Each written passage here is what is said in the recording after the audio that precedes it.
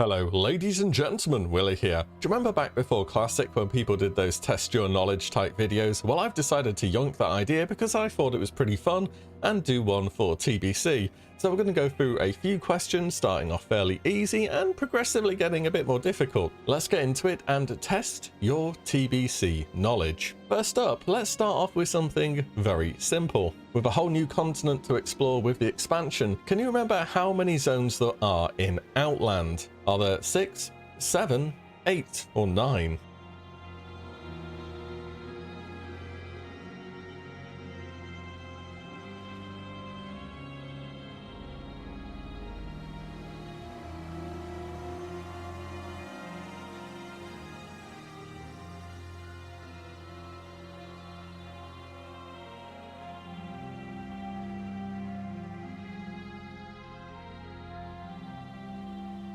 Note it was just in Outland, so excluding the starter zones and all that because they are technically on Eastern Kingdoms and Kalimdor, so you would have wanted to go with 7.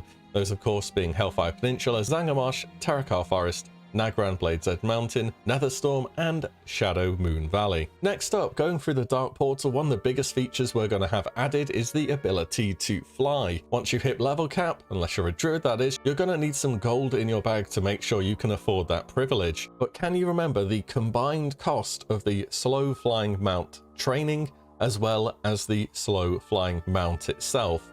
Is it a combined 700 gold, 800 gold, 900 gold or 1000 gold?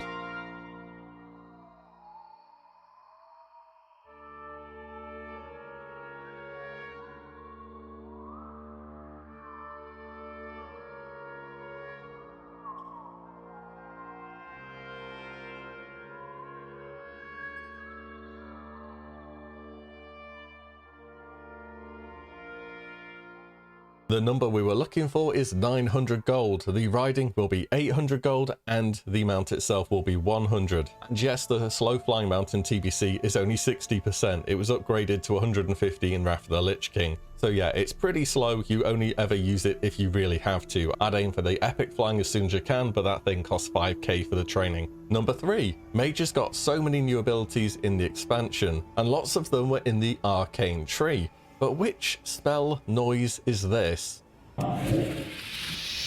Was that Arcane Blast, Invisibility, Conjure Refreshment Table, or Spell Steal?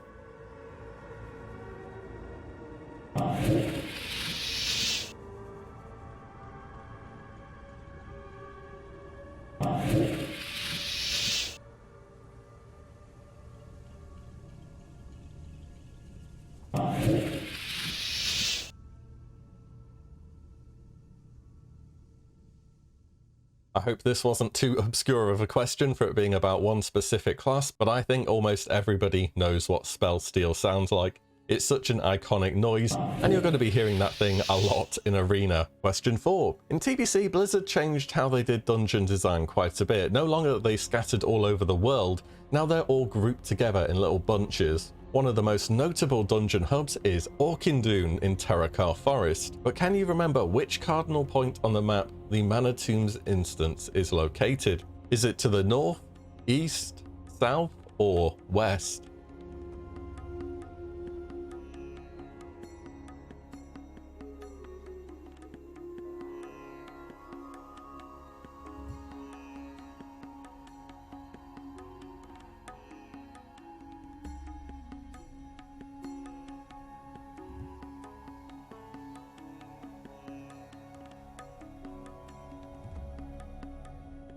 And the answer we're looking for is north. I'm absolutely awful with remembering dungeon locations. Question number 5. As PvP seasons went on in TBC, Blizzard started to add personal and team rating requirements to certain items. Can you remember what the personal and team rating requirement was for the shoulders in Season 4 of TBC? Was it 1850, 1950, 2000, or 2200?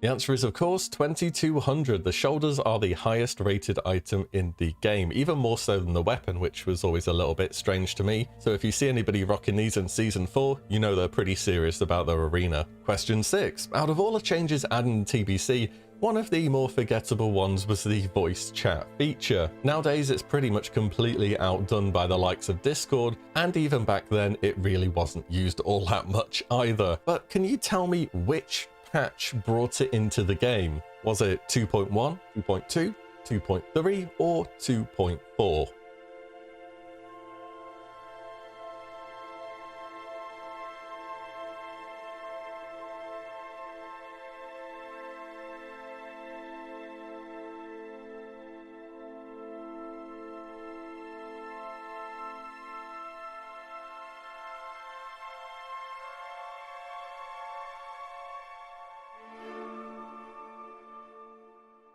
It was in patch 2.2, and it was the major selling point of the patch at that. You know, on the channel art, it does say 2.2.2, so if you said that, you know what? You can get a point anyway, you get a free pass here. Question 7, getting near the end, these ones may be a little bit more difficult. Gruul the Dragon Killer has 7 sons spread throughout Outland. Clearly, dragons are not the only things he slays. But which one of these is not a son of Gruul? Dern the Hungerer, Magok, Gorgrim the Dragon Eater, or Chowar the Pillager?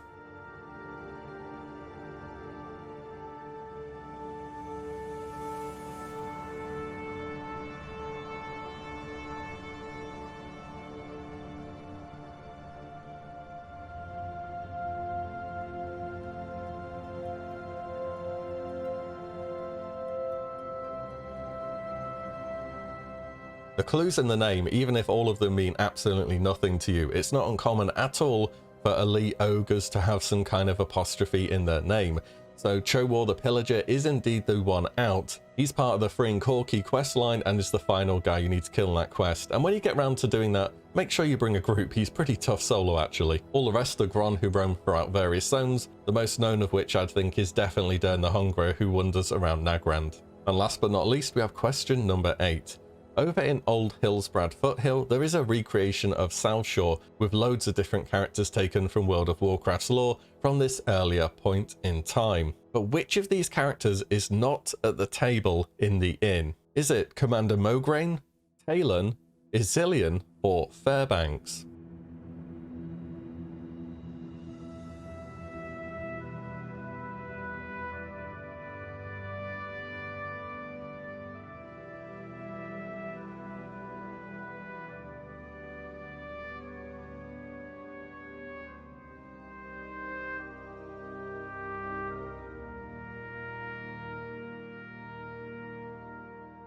If you're a bit of a lore enthusiast, this one was probably easy for you. The answer is Talon, of course, who is the son of Tyrion Fordring. I'm sure you've all done the In Dreams quest at some point in Western Plaguelands, right? And the reason he isn't at the table is because he's upstairs still, playing with the toy hammer that you end up retrieving as part of that quest line. So that wraps it up. Tell me how well you did points-wise. If you got 8, you're a big nerd. If you got less than 8, you're a big casual. So there you go, enjoy. Oh, and if you did like the video, I don't usually ask, but throw it a thumbs up. If I see it's pretty popular, I can always look at doing another one of these because I personally think they're fun. That's all though. As always, guys, thank you so much for watching and listening in, and I'll see you all in the next one very soon.